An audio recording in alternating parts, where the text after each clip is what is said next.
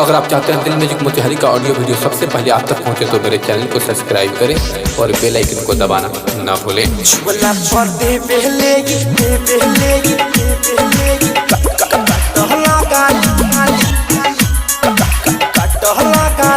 Music boy एक के राजा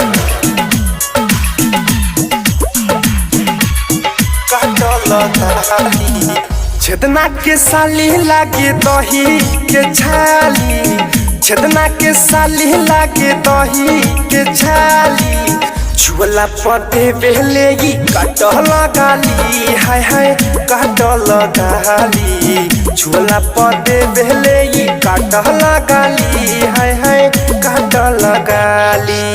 छेदना के साली लागे दही के छाली, छेदना के साली लागे दही के छाली, छुअला पदे बेले काटल गाली, हाय हाय काटल गाली, छुअला पदे बेले काटल गाली, हाय हाय काटल गाली।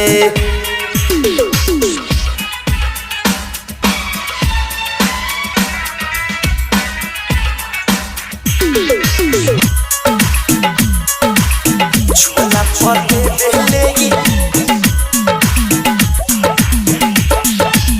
छुअला पदे बेले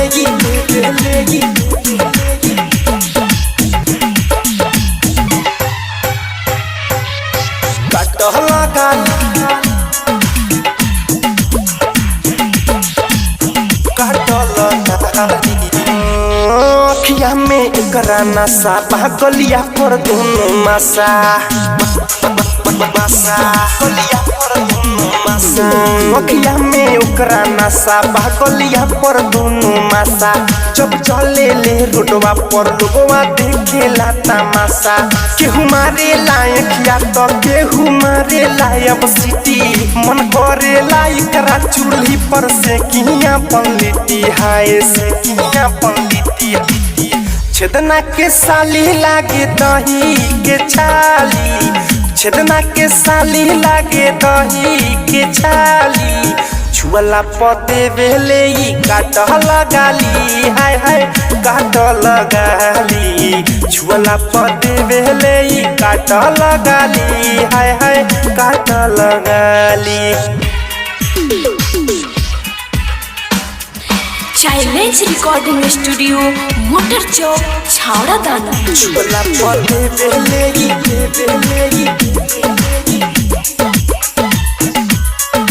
काटल गाली, काटल गाली। राइटर सिकंदर कहेला एकरा के धनी गोरा, गोरा एकरा के धनी गोरा। राइटर सिकंदर कहेला एकरा के धनी गोरा, चुप चोरी डीजे मनीष कहे चल ना ये गोरा। रजवा भइल दीवाना बा छोड़ले बा घर के खाना, जब से देखले बा ओकरा के कहेला चुंगब दाना, कहेला चुंगब दाना। चोलिया के झूले ओकरा जुबाना के डाली, चोलिया के झूले ओकरा जुबाना के डाली, छुअला पदे बेले काटल गाली, हाय हाय काटल गाली, छुअला पदे बेले काटल गाली, हाय हाय काटल गाली। छेदना के साली लागे दही के छाली, छुअला पदे बेले काटल गाली, हाय हाय काटल गाली, छुअला पदे बेले काटल गाली, हाय हाय काटल गाली। चाइल्ड रिकॉर्डिंग स्टूडियो मोटर चौक छावड़ा दाना।